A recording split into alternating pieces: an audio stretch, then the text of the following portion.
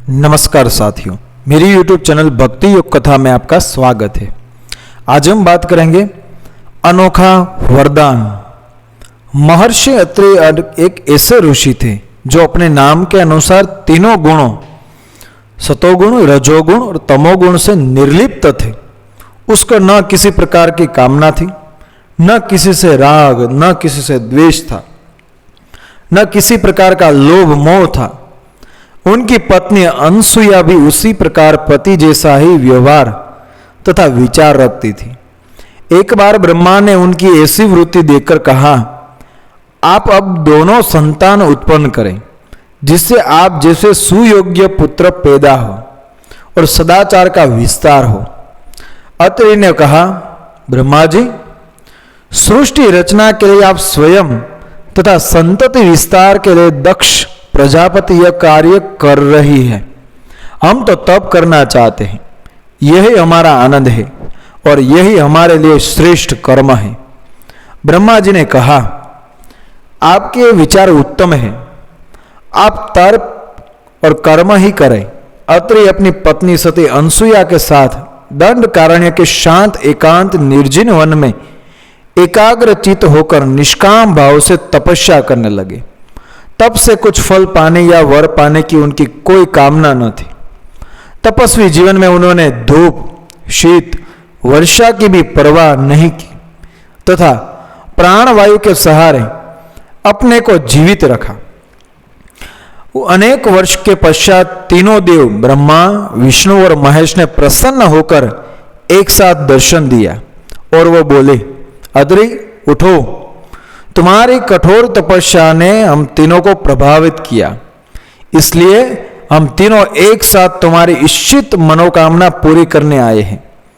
अत्रि ने अनसुया के साथ आंखें खोली तो सामने सचमुच ब्रह्मा, विष्णु और महेश खड़े दिखाई दिए। अत्रि ने पत्नी सहित उनके चरणों पर गिर पड़े और भाव विहल हो स्तुति करने लगे। उन्होंने देवों से कहा, प्रभु, क्या मांगू? मुझे धन और यश की कामना नहीं और न ही देवलोक, न ही स्वर्गलोक तथा न ही वैकुंठ में वास करने की इच्छा है।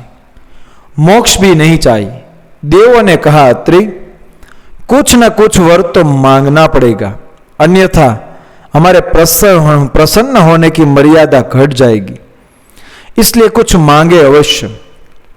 अत्रि भाव विहल होकर हाथ जोड़कर बोले, समझ नहीं आ रहा है कि क्या मांगू। हमें तो आपके दर्शन की अभिलाषा थी, वह पूरी हुई। अब और कोई कामना नहीं है, फिर भी वर देने का इतना ही आग्रह है और इच्छा है तो ऐसी कृपा करें कि इसी प्रकार नित्य हम दोनों आपके दर्शन करते रहें। इसलिए प्रभु, आप तीनों ही मेरे यहां पुत्र रूप में जन्म ले। आप सबकी बाल लीलाओं का नित्य दर्शन तथा आनंद मिलता रहेगा। ब्रह्मा जी आपके एक बार हमें वंश वृद्धि करने का आदेश भी दिया था, इससे आपकी उस आज्ञा का पालन भी हो जाएगा और हमें वरदान भी मिल जाएगा। ब्रह्मा हंस पड़े। ब्रह्मा, विष्णु और शिव ने अत्रि की यह प्रार्थना स्वीकार कर ली और कहा, तथास्तु, भक्त की इच्छा अवश्य पूरी होगी। कुछ वर्ष पश्चात अनसुया को 3 संतान हुए।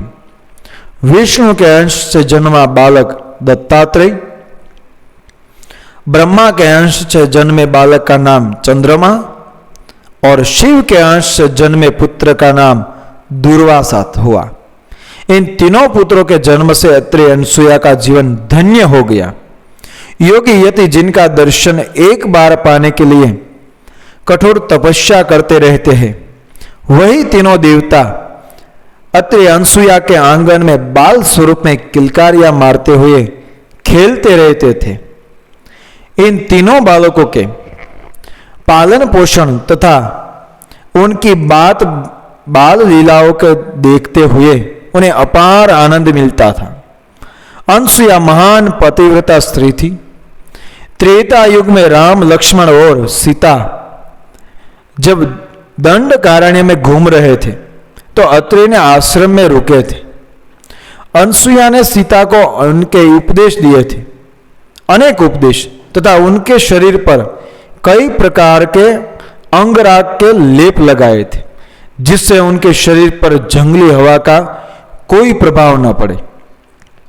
अत्रि ने भक्ति विहल होकर राम से कहा, हे नारायण, आप नरलीला कर रहे हैं और दुष्टों तथा राक्षसों का विनाश करने के लिए ही आपने वनवास की आज्ञा स्वीकार की है। दंडकारण्य में अन्य ऋषि मुनि आपका दर्शन कर अपना तपोमय जीवन धन्य मानेंगे।